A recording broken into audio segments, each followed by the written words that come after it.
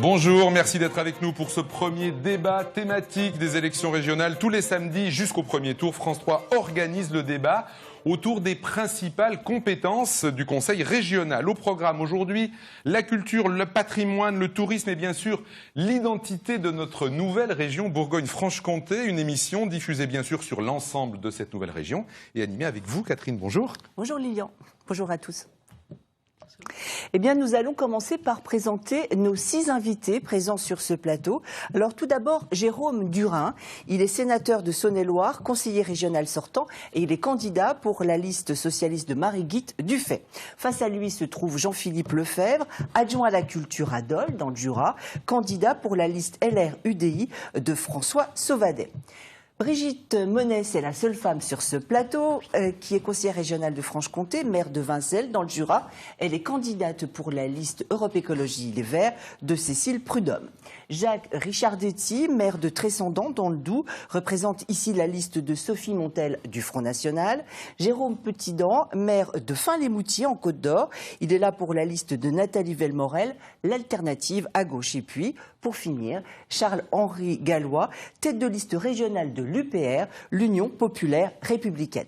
Alors on va commencer tout de suite à entrer dans le vif du débat, dans le vif du sujet, avec une question concernant l'identité. C'est ça qui va déterminer la suite de nos différents débats. Au 1er janvier 2016, date de la fusion entre la Bourgogne et la Franche-Comté, vous sentirez-vous, madame, messieurs, bourguignons, franc-comtois ou membres de cette nouvelle grande région? On commence avec un conseiller régional sortant, vous, monsieur Durin.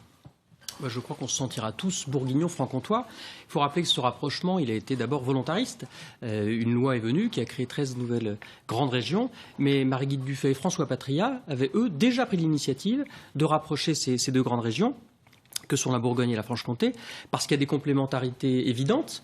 Il y a un destin commun, un destin qui fait sur une histoire industrielle, une histoire agricole. Ce sont deux grands territoires industriels et agricoles. Un patrimoine remarquable, naturel, historique. Une culture, on va en parler, on en parlera. Une culture du bien vivre. Notre débat je vous fais le plan. Une culture du bien vivre et des productions de qualité. Donc il y avait évidemment un destin commun. On sera tous bourguignons franc-comtois. Brigitte Monet, vous êtes l'autre conseillère régionale sortante sur ce plateau. Vous, qu'est-ce que vous en pensez, vous, en tant que jurassienne?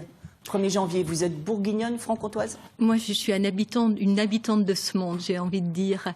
Et il se trouve que je suis née en Saône-et-Loire et je vis aujourd'hui en Franche-Comté. Donc, habitante du monde, ça veut dire que l'entité régionale ne vous concerne pas? Elle me concerne, mais on est tous un habitant de cette planète et on a tous les mêmes préoccupations de préservation de cette planète, de sa culture.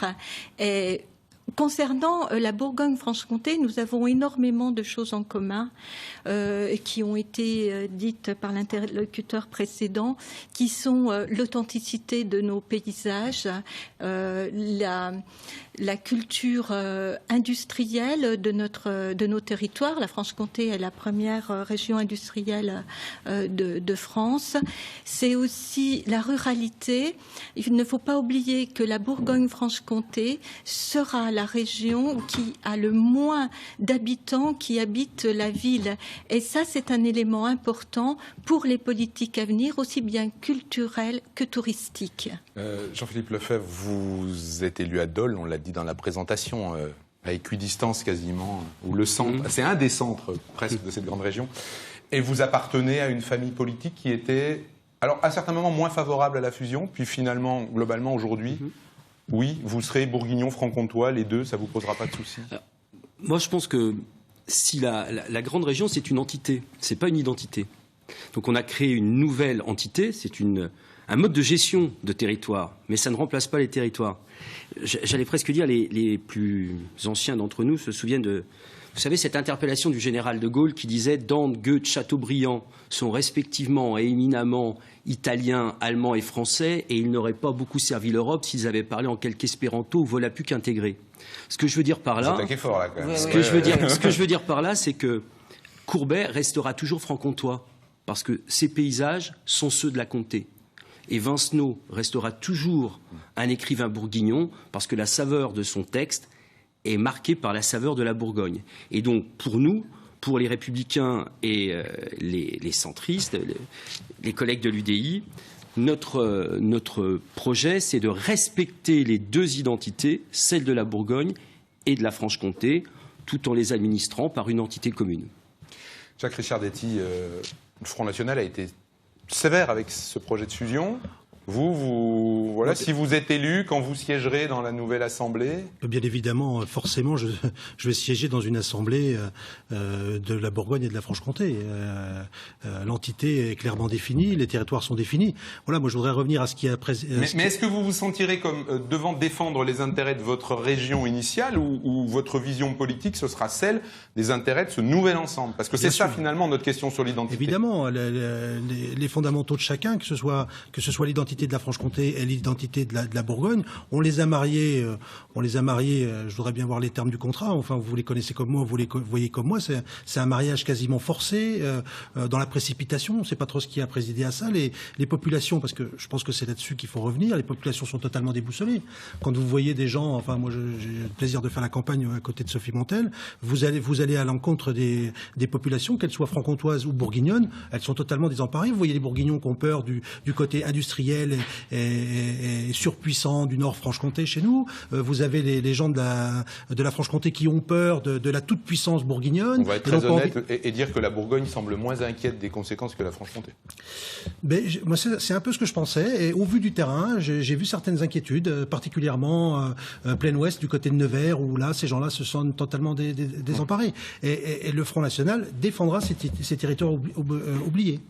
Monsieur Gallois, vous, qu'est-ce que vous en pensez à l'UPR, l'Union populaire républicaine? Alors, je vais vous répondre vous sentirez bourguignon franc-comtois? Je me permets juste de présenter très rapidement l'UPR en quelques mots, parce que les téléspectateurs ne connaissent pas forcément.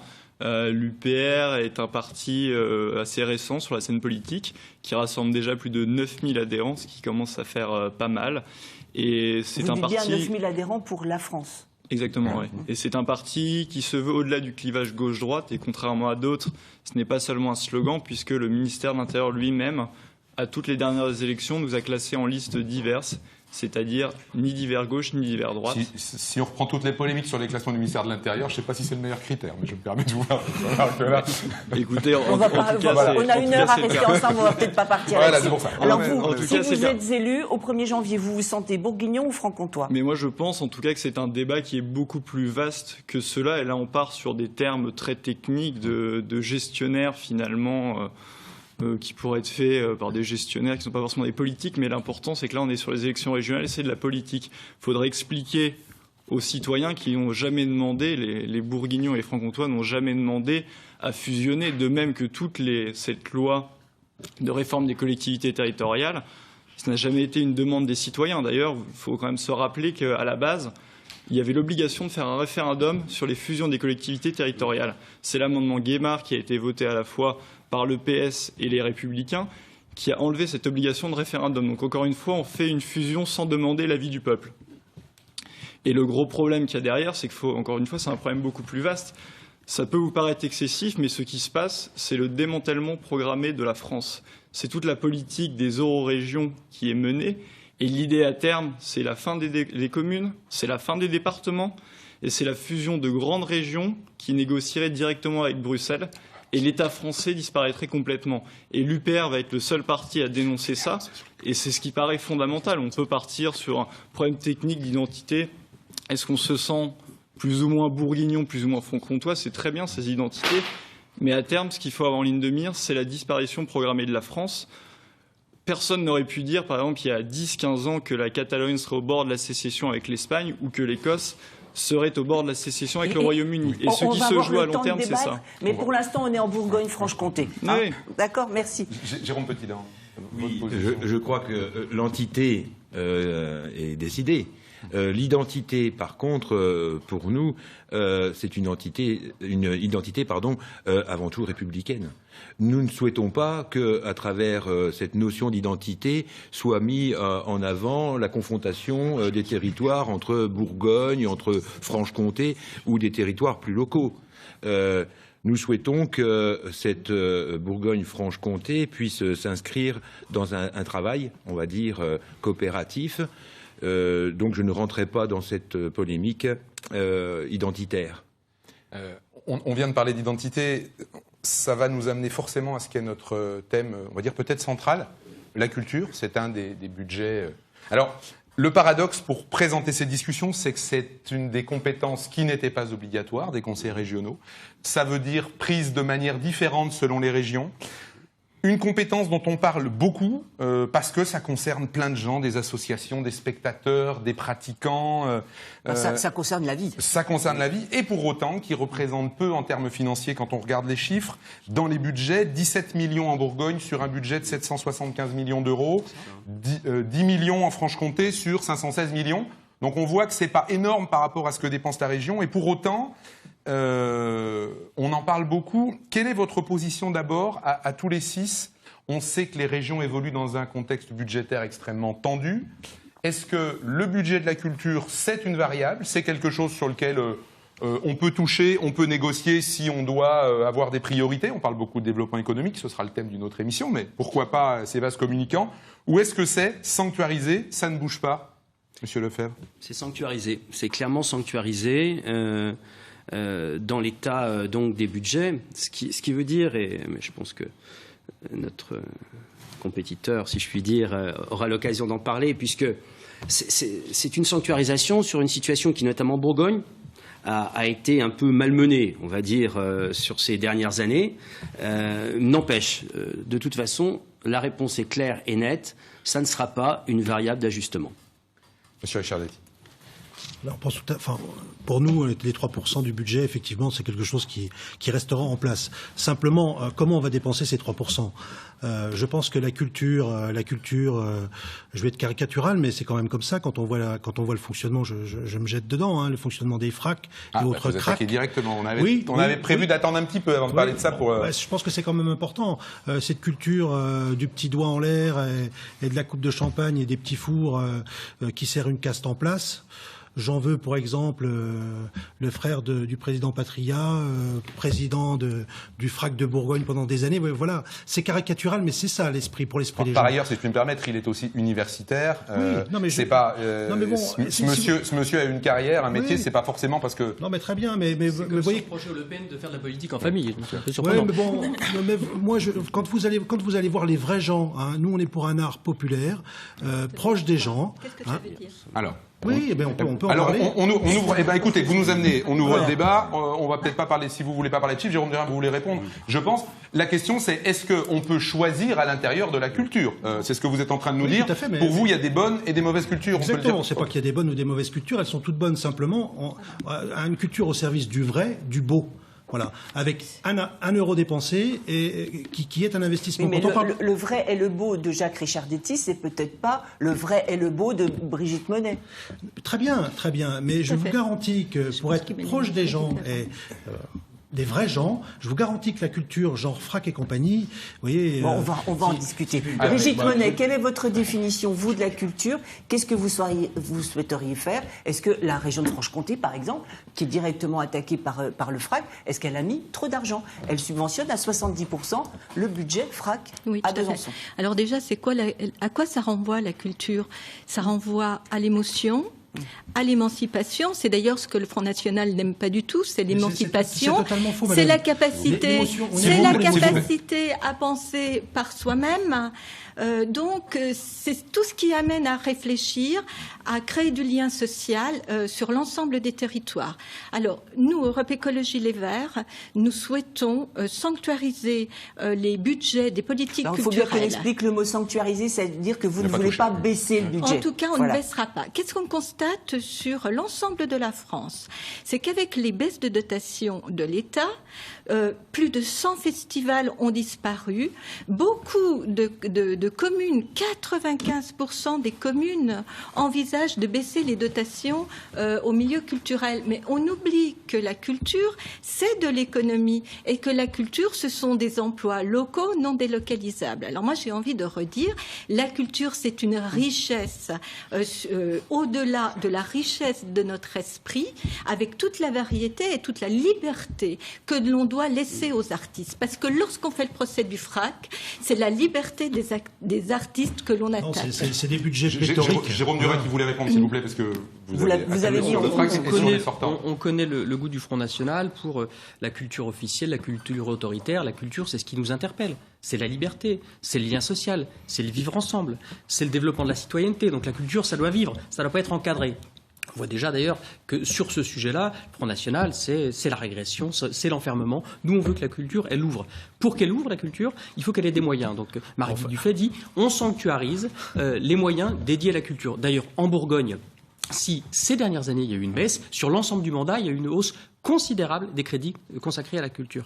On dit aussi que c'est un environnement associatif. Quand on dit nous soutiendrons l'emploi associatif par 6 000 emplois d'utilité sociale, c'est donner les moyens à toutes ces structures qui font vivre partout dans les territoires la culture de fonctionner. Et puis la culture, c'est aussi une dynamique économique, une dynamique d'attractivité du territoire. Quand on propose de créer un pass culture qui permette d'avoir accès à l'ensemble des sites de la grande région Bourgogne-Franche-Comté, de l'Île-de-France, à l'Alsace, du Beaujolais à la Suisse, on ouvre cette grande région sur la culture.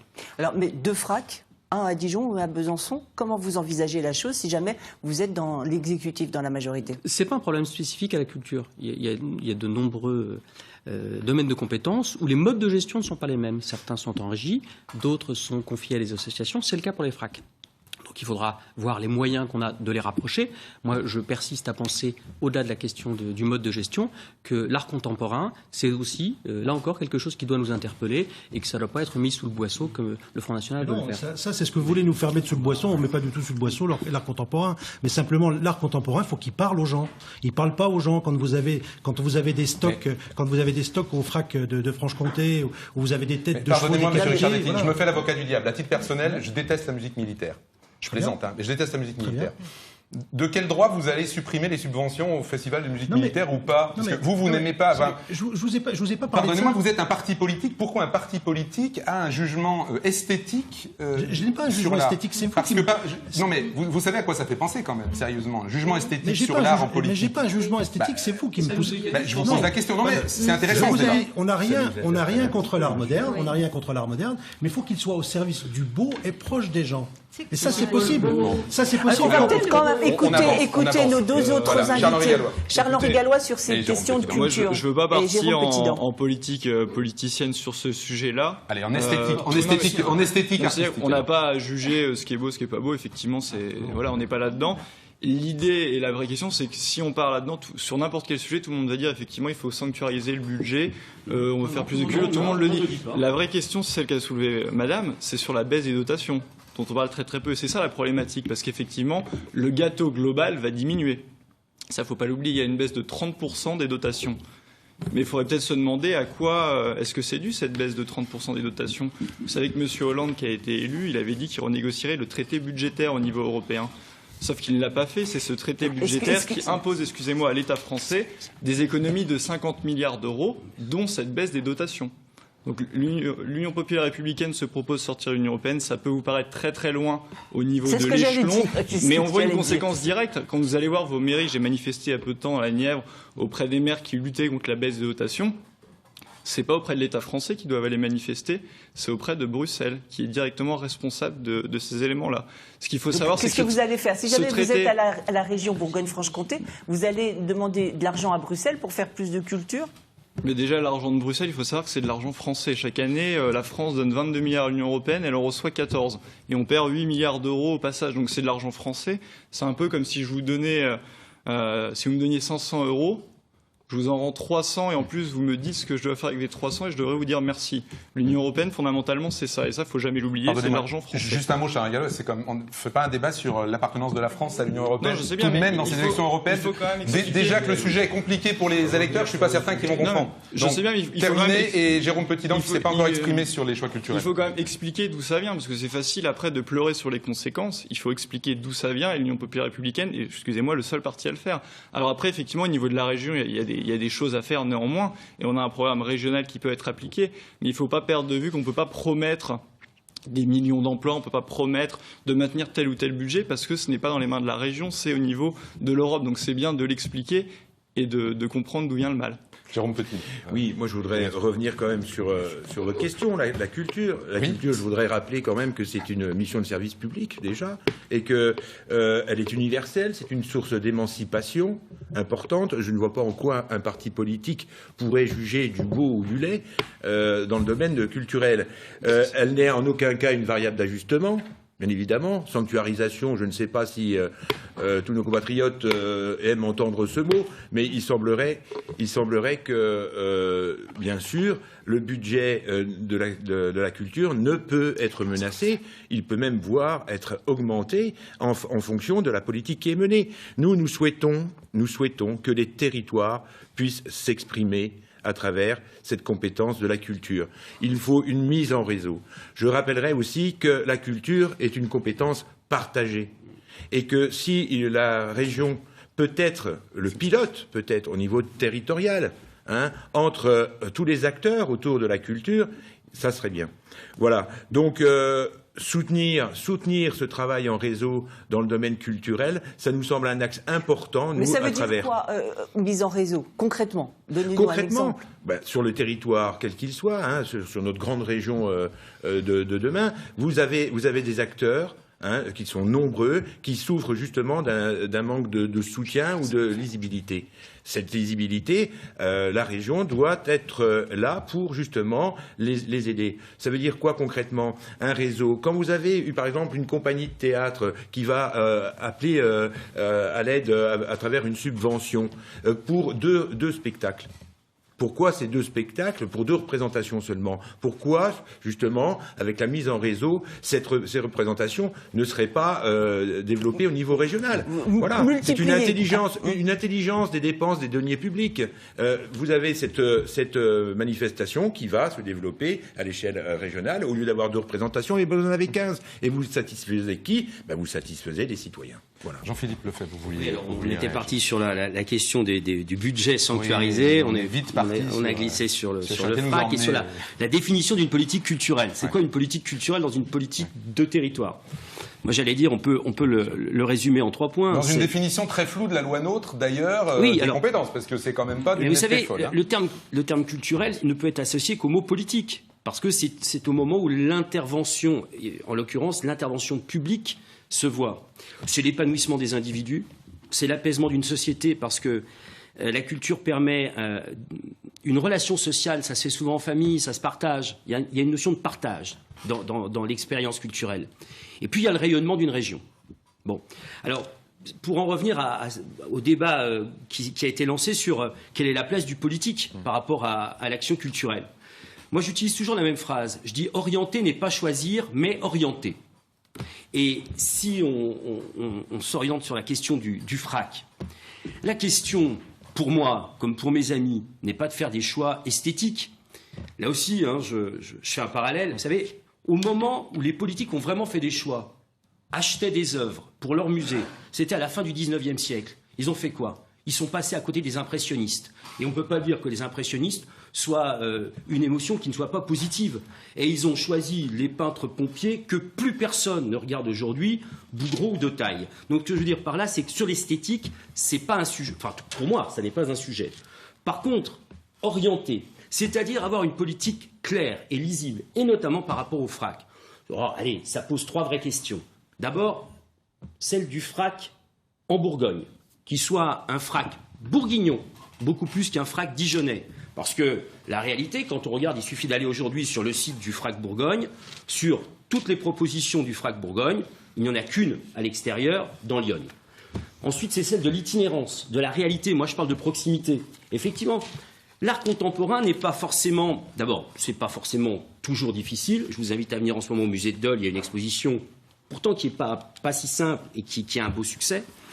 Mais c'est celle, effectivement, de donner des clés. En fait, la vraie question des FRAC, c'est celle de leur politique d'action culturelle. Mais des FRAC en particulier et de la culture en général. Et j'allais dire, parce que, effectivement, on est en train de parler du FRAC, mais il y a bien d'autres. On a la vraie question des CRL, des centres régionaux du livre. Il y en a 2 aussi. Bien sûr, il y en a 2, il y en a même 3 avec l'Accolade en Franche-Comté, qui ont, pour le coup, un vrai rôle économique. On parlait du rôle économique, l'accompagnement de l'économie du livre.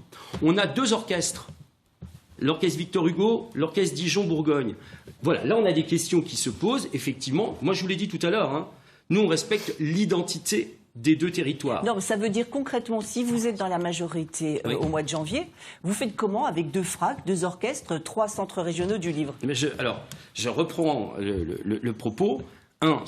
D'abord on oriente, c'est-à-dire qu'on donne une lisibilité très claire à une politique culturelle que l'on va... le terme de partager, hein, c'est pas uniquement partager avec les collectivités, c'est partager aussi avec les acteurs. Et sur nos propositions, sur nos lignes, on demandera aux institutions culturelles qui relèvent de la région, de la tutelle de la région, de s'inscrire dans des orientations, mais non pas de choisir, et de travailler à la politique de coopération et de mutualisation. Vous savez, je suis celui qui a créé Scènes du Jura. Je peux vous dire qu'en termes de mutualisation et de coopération, j'ai un peu d'expérience dans le domaine. On va donner la parole à Jérôme Durin. Et puis ensuite Jacques Richard. Et après Jacques Richardetti. Sur la question de l'organisation de la filière culturelle, je crois qu'il faut qu'on parle de filière culturelle. Il y a une question de moyens, une question d'organisation, une question de dynamique.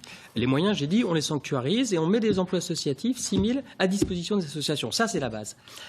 Après, les acteurs culturels, ils nous demandent quoi? Ils nous demandent de la visibilité. Ils veulent savoir sur quel crédit ils peuvent compter, avec peut-être des projets de conventions pluriannuelles pour sécuriser les financements.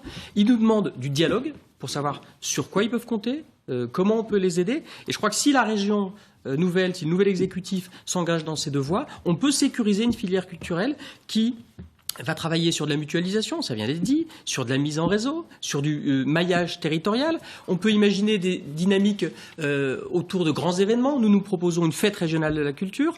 On peut imaginer plus localement de favoriser les rapprochements entre les structures pour qu'elles puissent s'aider les unes les autres, avoir des programmations partagées. Enfin, je crois que c'est vraiment cette dynamique-là qu'il faut envisagé autour d'une volonté de faire profiter la culture à tous. Ça va des cafés culture locaux aux scènes nationales, c'est aussi la nôtre, puisque la région Franche-Comté en est partenaire. Voilà, il faut avoir une vision dynamique de la culture en soutenant les acteurs qui ont besoin de visibilité. Jusqu'à maintenant, c'était des DRAC qui faisaient ça, donc il faut pallier les manquements de l'État. La Direction régionale des affaires culturelles. On parle beaucoup par acronyme. Il faut que les élus politiques, les élus régionaux, prennent leurs responsabilités vis-à-vis d'une filière qui est indispensable à la vie de la grande région. On va remarquer d'ailleurs, quand on parlait de direction des affaires culturelles, que le budget de la culture dans les régions a monté ces dernières années pendant que le budget national de la culture baissait et que c'est un peu un jeu de vase communicant.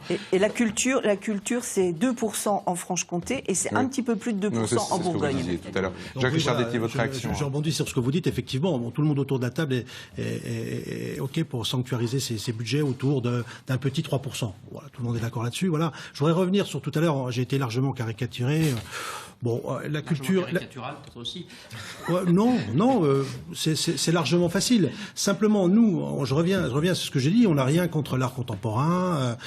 C'est pas un problème. Simplement, quand on voit des. On va le dire juste pour les téléspectateurs. FRAC, parce qu'on utilise ce mot-là. C'est des fonds qui ont été créés dans les années 80 pour développer l'art contemporain dans les régions. C'est une unité de Jacques Lang. Voilà. Le fonds régional d'art contemporain. Et que vous n'aimez pas trop au Front National. C'est pas qu'on n'aime pas trop, mais vous voyez, il a coûté par son bâtiment en Franche-Comté 9 millions, c'est 1,7 million, c'est 1,7 million par an de frais de fonctionnement, c'est 3 fois moins cher en Bourgogne, c'est 24 000 personnes. Vous vous rendez compte, 24 000 personnes qui le visitent. Il n'y a pas la moitié des gens qui payent. Si vous voulez bien, tout cet argent, elle pourrait être utilisée pour faire quelque chose que les gens comprennent. Comme vous dites tout à l'heure, Gustave Courbet a été cité tout à l'heure. Donc le musée Gustave Courbet à Ornans, par exemple, pour vous, c'est un régional. Donc il faut bien sûr l'accompagner. Il y a combien de visiteurs au musée Courbet chaque année? J'en sais rien. Moi, Parce que là, vous dites 24 000 au FRAC. 24 000 au FRAC. Je prends la cathédrale Saint-Jean, c'est 120 000. Au musée Courbet, c'est 66 000. Voilà. Vous voyez, il y a quand même un problème. Quand je vois, c'est-à-dire que c'est pas énorme non plus pour un parc régional d'intérêt national. Ça ressemble à un tonneau des Danaïdes quand vous dites aux gens 9 millions plus 1,7 million tous les ans. Je vous parle même pas du petit camion satellite à 75 000 € pour 20 mètres cubes. Je veux dire, vous vous rendez compte, un petit camion qui circule, vous parlez de faire circuler les œuvres, un petit camion qui circule, on l'a réaménagé pour 75 000 €. Oui, mais c'est peut-être intéressant que ce petit camion aille justement dans des endroits, dans des territoires. Très bien, mais quand vous parlez de ça à des gens qui souffrent, qui sont dans la difficulté, vous leur parlez de 75 000 €, c'est de l'argent. Ça prêterait à sourire, vous voyez, 75 000 euros pour 20 mètres cubes. Voilà. Alors, on a un déficit de temps de parole sur les candidats de gauche. Je crois que, quand même, je tiens à rappeler que la culture n'est pas une variable d'ajustement au niveau budgétaire, mais n'est pas non plus à mettre en porte-à-faux par rapport à la misère des gens. La culture est un lien social primordial, donc je ne peux pas laisser dire ce qui vient d'être dit, entre autres. Les FRAC, bien évidemment que nous souhaitons plus de lisibilité sur leur fonctionnement. La question se pose d'un FRAC bourguignon, mais pourquoi chaque FRAC ne garderait pas son identité si la politique est correcte? Allons-y.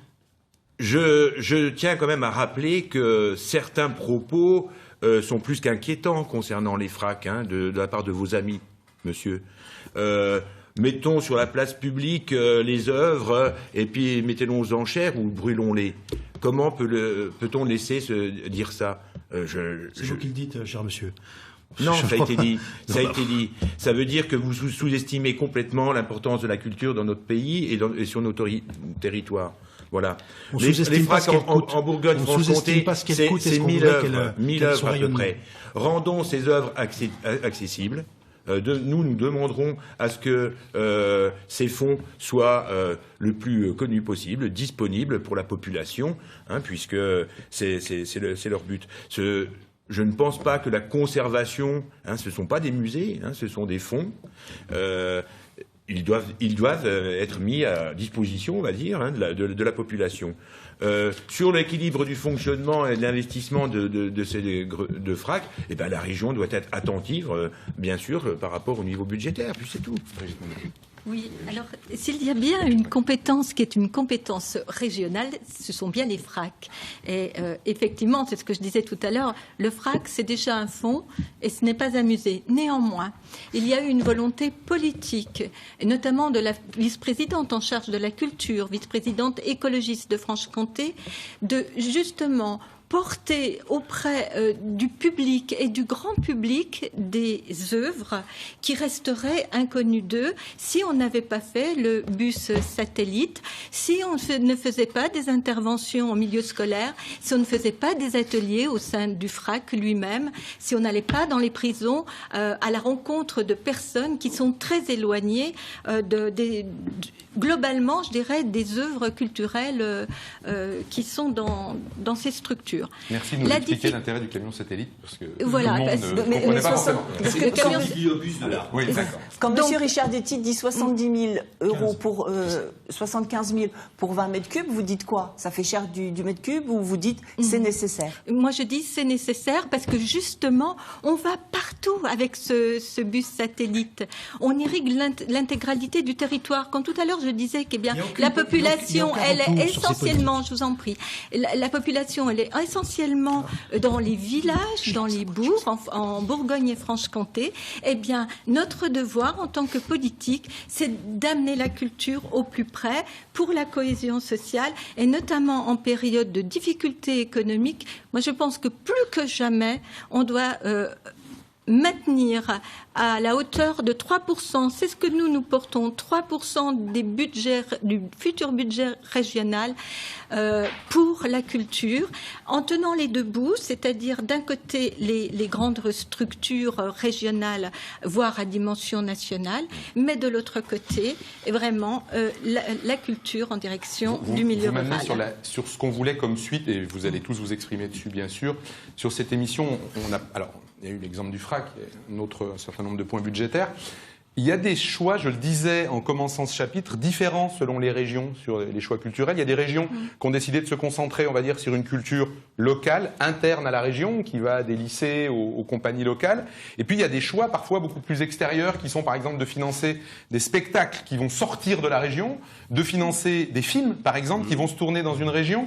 Quelle est votre position? Et là, c'est vraiment important dans la campagne qui commence, aux uns et aux autres là-dessus. Quel est pour vous le choix qui doit être fait? Les deux, c'est-à-dire interne et du rayonnement de la région vers l'extérieur, ou les contraintes budgétaires, les choix font qu'il faut se concentrer sur L'intérieur, en commençant par Jérôme Durin, vous vouliez répondre. Je vais pense que vous répondre alliez d'abord dire quelque chose avant, Oui, parce que je vois vais votre répondre regard. à un point qui a été évoqué. Churchill, quand on lui disait qu'il fallait tailler dans les crédits culturels pour financer l'effort de guerre, a répondu mais à quoi cela sert-il que nous nous battions? Donc il n'y a pas d'opposition entre les budgets, et je trouve que l'argument, les 75 000 euros ici, c'est trop. Il ne faut pas sortir les chiffres de leur contexte parce que ça n'a pas de sens. Donc tout ça pour dire que la sanctuarisation... Le général de Gaulle et Churchill, vous avez placé le débat sur des bases élevées. La question quand même de la sanctuarisation qui paraît claire à tout le monde, moi j'attire l'attention sur le fait qu'un certain nombre de municipalités de droite élues en 2014 ont commencé à taper dans les crédits culture. Je dis ça à Châlons, moins 25%. Donc il faut aussi rétablir les choses, parce qu'avant l'élection on dit des choses, après... Il y a eu des baisses de subventions sur les festivals par la région aussi. Mais il y a des priorités politiques qui sont en moyenne assez également réparties sur tout le territoire. Vous regarderez ça de près.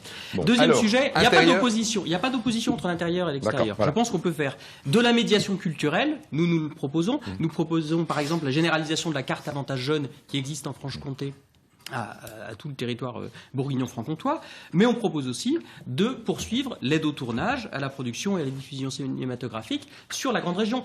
Il me semble Parce que la Franche-Comté l'avait fait et a arrêté. Tout à fait. Mais du coup, c'est les campagnes, c'est l'occasion aussi de définir des objectifs, de s'interroger. Donc la réponse, c'est celle-là. Intérieur, extérieur. Intérieur, extérieur. J'ai pas terminé. Juste pardon, je vous en prie. Sur l'identité, j'ai eu tout à l'heure le sentiment quand même qu'on avait une vision parfois un petit peu étriquée, un petit peu moisie de ce que va être les territoires, il faut rester chez soi, il ne faut pas bouger. La grande région, c'est une dynamique. Il faut en avoir envie. Il faut se projeter. Donc nous, on est sur l'idée que c'est à la fois du développement, on en parlera sur le tourisme, du développement pour les bons. On va essayer. Et c'est de l'attractivité. Et c'est de l'attractivité. Donc il faut faire les deux. Tout le monde va s'exprimer sur ce sujet. Pour le coup, nous, on a deux axes. 3 en l'occurrence, mais 2 axes nous intéressent là, tout de suite dans la discussion. C'est que nous défendons une politique dite de proximité et d'irrigation des territoires, donc en direction des habitants de la Bourgogne et de la Franche-Comté, et l'autre c'est de favoriser l'ambiance culturelle. Et on peut, dans favoriser l'ambiance culturelle, voir aussi toute la question du rayonnement à l'extérieur. Nous on pense clairement qu'en Bourgogne-Franche-Comté, un certain nombre d'événements ont un rayonnement qui touche l'ensemble du pays, vraiment l'ensemble de la France, et un certain d'autres événements, donc je pense notamment aux Eurokéennes et à Châlons dans la rue, mais d'autres événements ont un rayonnement, on va dire, qui dépasse nos frontières, hein, et d'autres événements ont un rayonnement, on va dire, français, je pense à ce qui peut se passer notamment... encore que, notamment dans le domaine de la musique classique. Bref, on pourrait y revenir. Moi, je pense que les deux vont ensemble. Et puisque vous parliez du cinéma, c'est assez intéressant parce que je pense qu'effectivement, c'est un vrai moyen de rayonnement, sauf que la Bourgogne met à peu près 800 000 euros, si mes souvenirs sont bons, dans le domaine du cinéma. La Franche-Comté, 0. Alors on fait quoi? 800 000 divisé par 2. Je l'ai dit ce qu'on allait faire. Non, mais la question c'est 800 000 divisé par 2 pour l'an prochain, c'est-à-dire qu'on déshabille un peu la Bourgogne pour habiller un petit peu la Franche-Comté. C'est une des vraies questions, d'accord? Et en tout cas, moi je pense qu'effectivement, le cinéma auquel on est très attaché, j'allais dire que comme Dolois, j'y suis d'autant plus attaché que pendant très longtemps, le centre franc-comtois du cinéma était à Dole et qu'il était le bureau d'accueil et qu'il a été passé par pertes et profits par la région de Franche-Comté, doit être soutenu aujourd'hui. Bref, une politique culturelle qui marche sur ces deux jambes, c'est vers les Bourguignons et les Franc-Comtois et donner cette ambiance régionale à l'extérieur. Monsieur Richard Detty, à l'intérieur ou à l'extérieur? C'est très simple. On va décliner la préférence nationale en préférence régionale. Alors qu'est-ce que ça veut dire? Ça veut dire effectivement développer ce qui marche chez nous. Hein. On a des acteurs de terrain, nous avons des compagnies de cirque qui sont régionales et brillantes. On peut développer le cinéma. Je pense que c'est très très important parce que le cinéma c'est l'image à l'extérieur, mais avec du cinéma chez nous et des productions locales. Pardon. Précisément, donc, des films qui seront diffusés sur le réseau national. Bien sûr, des films nationaux, mais tournés chez nous. Le rayonnement... c'est le principe en général de la subvention par les régions, ça. Tout à fait, mais j'ai jamais dit qu'on était contre. Je suis même plutôt pour. Hein.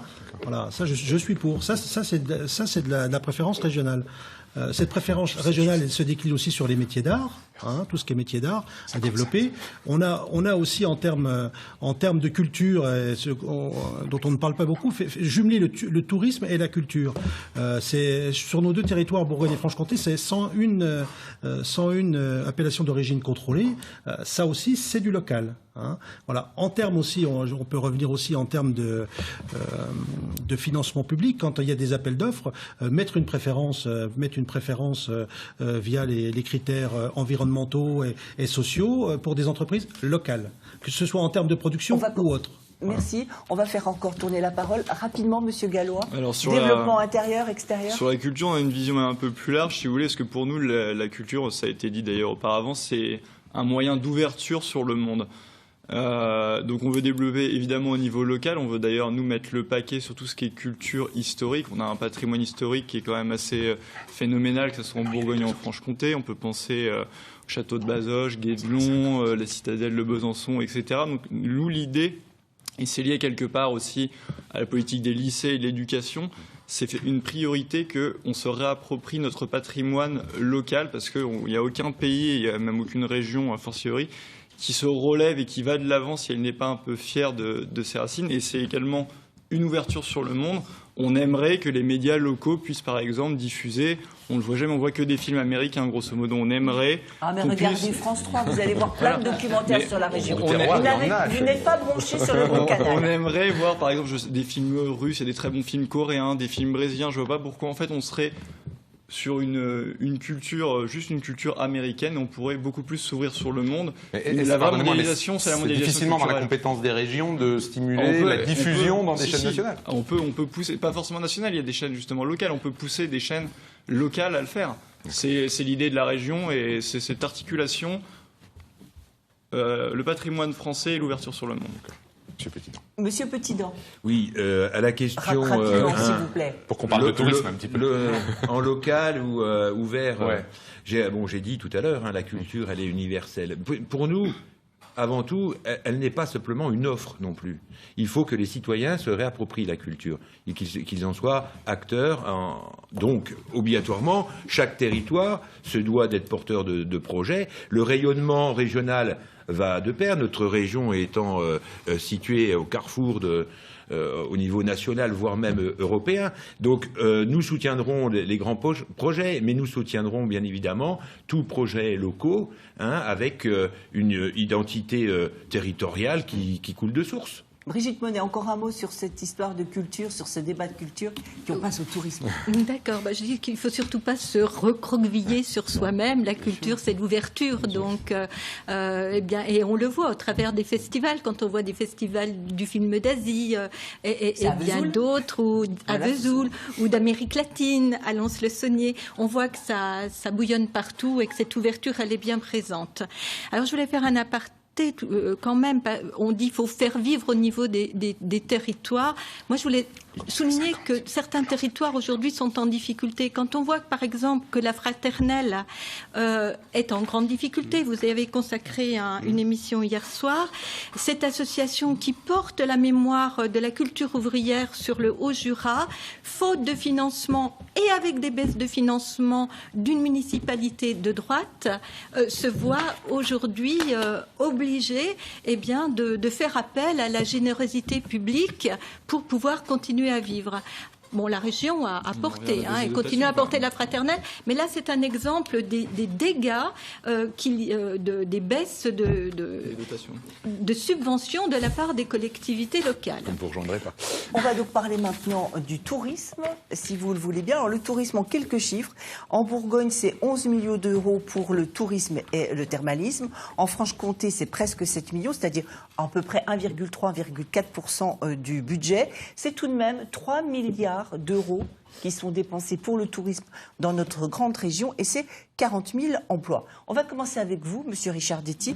Quelle place donneriez-vous au tourisme si jamais vous étiez à la tête de cette nouvelle belle grande région Bourgogne-Franche-Comté? En précisant d'ailleurs qu'on change un petit peu de registre parce que budgétairement c'est plutôt classé dans le développement économique. Le tourisme, développement économique, on en parlera dans 15 jours. Bien sûr, mais on voit l'enjeu.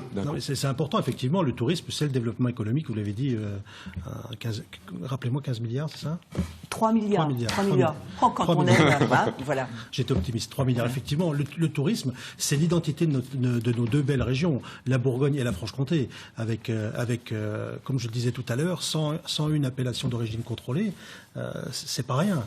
C'est pas rien. Hein. Un tissu... L'agriculture, ce sera le 4e et dernier débat. Oui, non mais je veux dire, ça fait on ouvre le feu aujourd'hui. Oui. C'est normal qu'on balaie un peu plusieurs champs. Tout a des interconnexions parce que bien évidemment, l'attractivité d'une région, c'est aussi ce qu'on peut y déguster. Hein. Ça, c'est très important. Nous avons la chance d'avoir et la vigne. Parce que je reviens là aussi, ça fait partie du tourisme. Ça, c'est pas seulement du poids économique, c'est aussi du tourisme. Des châteaux et une station de ski à Métabier. Donc c'est très très important. Mais c'est différent aussi. Pour aller un peu plus loin, parce qu'on va dire que passons sur le préambule. Tout le monde est d'accord sur l'idée que le tourisme rapporte de l'argent. Tout va bien. Tout va bien. De façon quand même un petit peu plus serrée. Est-ce qu'on vend une seule grande région, puisqu'on va être une même structure? Est-ce qu'il faut garder les structures différenciées, qui étaient les conseils régionaux du tourisme, qui travaillaient quand même sur leur propre, les comités, pardon, merci Catherine, sur leur propre région, c'est ça qu'il faut savoir. Tout à fait. Alors bon, là si aussi... vous nous énumérez les 101 appellations d'origine contrôlée, voilà. On est bien d'accord sur ça. Bien évidemment, il va falloir faire aussi des économies sur les structures. Là aussi, on reviendra à un principe de bon sens. On ne pourra pas avoir des doublons partout, hein, bien évidemment. Et on s'attachera à 1 euro investi et 1 euro dans une structure. Qu'est-ce qu'elle rapporte et comment elle fonctionne? Bien évidemment, on arrivera à des ajustements avec des structures regroupées et serrées, parce qu'effectivement, il y a une cohésion. Je pense que la cohésion la plus importante de nos deux régions, c'est la cohésion touristique. Hein, alors on va commencer par vous justement pour ce tour de table. Oui. Le tourisme, vous le voyez comment dans votre programme? Nous le voyons regroupé. Nous le voyons regroupé à l'échelle de la nouvelle région. Nous proposons un tourisme social, solidaire, donc à l'échelle de la région. Hein, et pour soutenir toutes les actions qui seraient mises en œuvre. Je ne crois pas que les professionnels du tourisme ont attendu que la grande région se fasse. Hein, d'ailleurs, l'Union nationale des associations de tourisme est en train de fusionner avant même la région. Ils nous ont appelé pour nous le dire quand on préparait cette émission. Au minimum Grand Est dans certains domaines. Donc nous n'allons pas soutenir une politique territoriale ancienne Bourgogne, ancienne Franche-Comté. Nous souhaitons que le tourisme, qui est un acteur économique, on est tous d'accord pour le dire, soit soutenu, et d'autres orientations. Voilà, donc d'autres orientations, c'est-à-dire que nous souhaitons que soit mis... Nous allons prôner le tourisme d'itinérance. Nous allons mettre en valeur le tourisme pédestre, le tourisme à travers les stations de ski, le tourisme équestre, on doit comprendre que c'est une critique contre ce qui est fait jusqu'à maintenant. Non, d'accord. Non, mais parce qu'on est aussi dans la perspective d'une élection et vous proposez d'autres orientations. Donc à la différence, je crois que simplement les acteurs doivent tous être conviés autour de la table pour ce sujet-là. Je le rappelle, le tourisme est d'une compétence aussi partagée. Et qu'il faut un peu plus de cohérence sur nos territoires, d'autant plus que notre territoire s'agrandit à travers la grande région. Il faut plus de cohérence et nous souhaitons que les citoyens et tous les acteurs et les professionnels du tourisme soient partie prenante du projet. Encore une fois, la région ne doit pas simplement être là en tant que collectivité qui va faire une offre, qui va mettre un budget à disposition sans logique au territorial. Voilà. Jérôme Durin, une réaction. Je crois que sur le tourisme, on ne peut pas simplement être dans l'IAC à faucon, on va s'appuyer sur nos productions traditionnelles. Il faut le faire, c'est évident, c'est une de nos richesses. Il faut une stratégie. La Bourgogne-Franche-Comté, sur la carte de la planète, c'est quel numéro de téléphone? Comment on existe? Comment on se montre? Comment on va chercher du monde? Et nous, on a une stratégie qui est de créer une marque Bourgogne-Franche-Comté pour exister, pour alerter les touristes, pour attirer du monde. Stratégie qui avait déjà été développée. Ma collègue Sylvie Martin, vice-présidente sortante à la région Bourgogne, elle est allée chercher des touristes à Hong Kong pour les amener ici. C'est des gens qui consomment ici nos produits de luxe, qui consomment notre vin, qui consomment notre gastronomie, qui font des nuitées dans nos territoires. Mais ça ne s'oppose pas à d'autres formes de tourisme. Il y a aussi du tourisme social, ça a été dit précédemment. Il y a aussi du tourisme familial, c'est des projets de Center Park. Donc il faut avoir une stratégie qui soit... On va en parler, mais on peut en parler sereinement. Une On stratégie. fait déjà un tour de table et puis il nous restera Alors, un petit je peu après le termine journal. juste, Voilà, parce que... Je crois qu'on a quelques atouts qui sont très importants.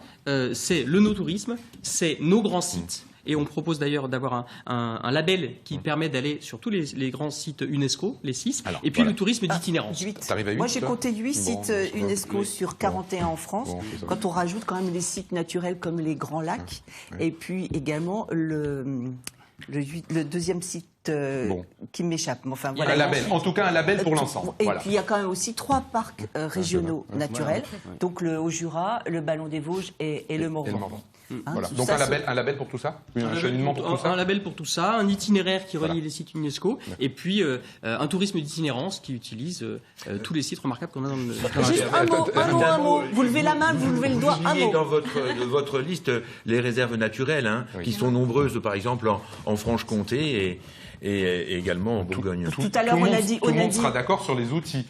On a dit tout à l'heure une station. Vous avez Non, dit- pardon, sur les outils, sur les atouts, excusez-moi. Après, Bon, c'est bah, les outils, ça diverge. je viens de me faire discuter par Non, vous avez dit l'ensemble du une plateau. station de ski, il n'y a pas que Métabier, il y a aussi les Rousses, il y a aussi la planche des belles filles, etc. Brigitte Monet, On continue à avancer. vous voulez parler en général ou vous voulez attaquer sur Center Park? Bien vu, Madame Mzeri.